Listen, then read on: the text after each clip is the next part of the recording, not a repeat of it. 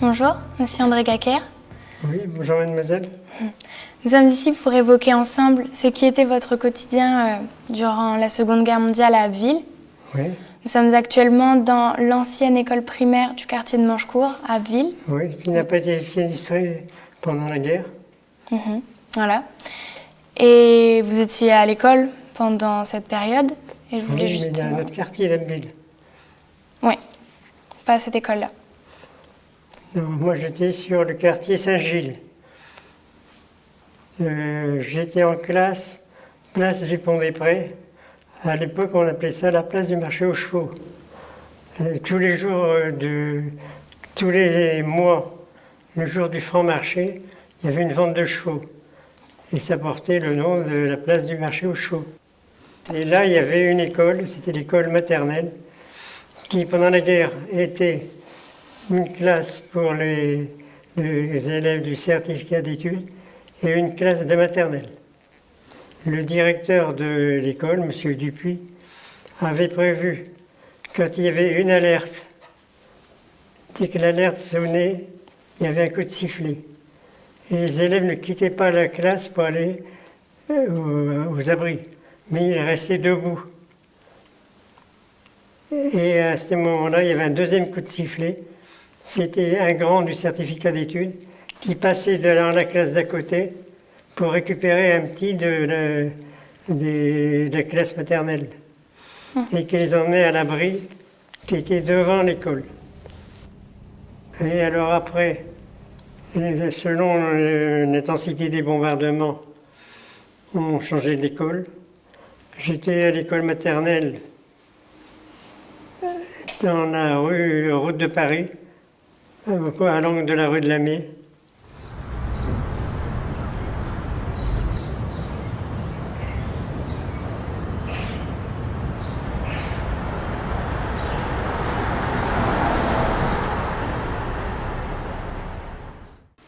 En cours préparatoire, j'étais à l'école rue Alfred François, qui est l'école qui existe toujours. Enfin non, depuis l'an dernier, je crois, on n'y fait plus école.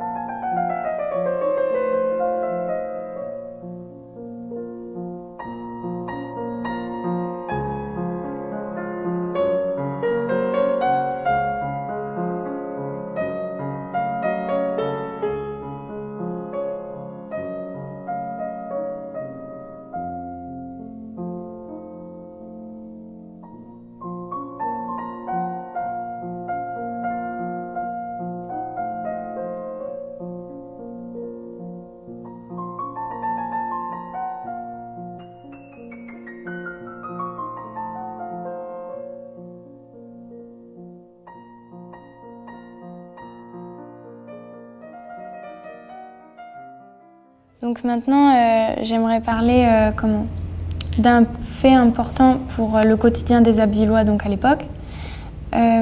Grâce au projet, j'ai été visiter les archives municipales d'Abbeville, à côté du parc d'Hémonville. Et donc, Monsieur Éric Berriaï m'a présenté donc une photo d'un point de contrôle près de la gare, Oui. sur un pont. La ligne de démarcation. Entre une zone occupée et une zone La zone libre. interdite. La zone libre si on veut. Ouais. Et pour passer d'une zone à l'autre, il fallait un Ausweis, un passeport, qui était contrôlé par les sentinelles qui se trouvaient au pont de la gare. Bah justement, on m'a expliqué que c'était une zone importante et que la personne qui a pris la photo, elle s'est mise en danger parce que c'était vraiment... On n'avait pas le droit de prendre de photos. Là. Est-ce que vous avez un souvenir de cet endroit? Cet endroit, oui, moi j'ai vu revenir mon père. Il a été libéré d'Allemagne, il était obligé de passer là. Et j'ai vu mon père arriver derrière la sentinelle allemande. Il était où en Allemagne? À 30 km de Leipzig, en Prusse orientale. D'accord. Il était prisonnier? Il était prisonnier, oui. Comment ça s'est passé son retour? Son retour, Oui, les Allemands l'ont libéré parce qu'il avait une spécialité sur les câbles téléphoniques. Si bien qu'ils l'ont aussi vite, il était réemployé à la poste d'Abbeville où il était avant de partir à l'armée. Si je vous parle des transports, comment vous les imaginez pendant la guerre? Bah, plutôt à pied, à vélo, à cheval pour certains. Peut-être en train, s'il en avait. Ouais. Ben, se déplacer à pied. En vélo, à pied, en cheval, je sais pas, en voiture.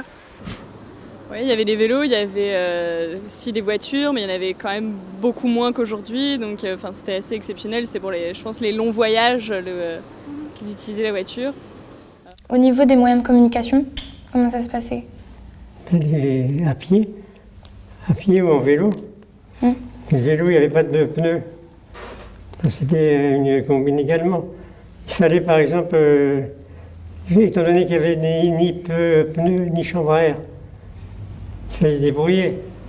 Je vois, mon père avait mis un tuyau d'arrosage sur la jante de son vélo. Faire le pneu. Pour faire le pneu. Il était rattaché avec des fils de fer. L'intérieur, il était rempli avec du sable. Et puis, il fermait avec deux fils de fer. Ingénieux. Et puis, ma mère, c'était des bouchons. Elle avait des bouchons l'un derrière l'autre pour faire le tour de la jante. Toujours avec des fils de fer. Chacun se débrouillait comme ça. Pourvu que ça roule, c'était le principal. On n'était pas difficile. Il nous a aussi parlé de la difficulté de trouver justement des pneus pour les vélos. Qu'est-ce que ça vous... Je me serais même pas posé la question. Ouais, des moi non pneus pour les plus. vélos. Je savais pas. Je savais pas que c'était aussi compliqué en fait de trouver des pneus. En plus de notre époque, on a tout, donc Bah ouais, nous on a tout à portée de main, donc du coup... ça devait être assez dur, ouais. Ah oui, à ce moment-là, c'était difficile de trouver les pneus. Il fallait les payer très cher. Les gens avaient du mal à trouver des pneus. Ah bah partout, c'était pareil. C'était là. Oui. Vous devez ça se débrouiller. manquait, Se débrouiller, ça manquait. Il y avait un petit peu de marché noir. Est-ce que vous pensez qu'il pouvait sortir à n'importe quelle heure et n'importe où? Non, je pense qu'il y avait des couvre-feux quand même. Donc à votre avis, pourquoi il y avait un couvre-feu? Par rapport aux Allemands peut-être. Ouais, par rapport... Ils n'avaient pas le droit de sortir, je pense. Ouais. Sinon ils se faisaient peut-être tuer ou je sais pas. Quelque chose comme ça. Plus facile pour les surveiller? Ou peut-être aussi, ouais. Donc au niveau du coup des loisirs, est-ce que vous pouviez vous amuser le soir? Est-ce que ça arrivait Ça dépend. Dans le jour, on pouvait sortir, on restait autour de la maison. Parce qu'il y avait toujours l'alerte. Quand on craignait l'alerte, il fallait aller à l'abri. Et les abris étaient situés dans différents coins. Donc il fallait toujours être dans le secteur. Le soir, on n'avait pas le droit de sortir. S'il y avait le couvre-feu. Oui, couvre-feu. Donc moi, je n'étais pas concerné par le couvre-feu parce que j'étais jeune, mais ceux de l'époque qui avaient 17-18 ans, s'ils voulaient sortir, il fallait qu'ils rentrent avant le couvre-feu ou rester chez la personne où ils étaient. Et c'était pas évident. Parce qu'il y avait des rondes? Il y avait des patrouilles, oui. Ouais. D'accord. Et quand vous parlez d'alarme, c'est par rapport à une alerte à la bombe? L'alarme, c'était quand les avions arrivaient pour bombarder.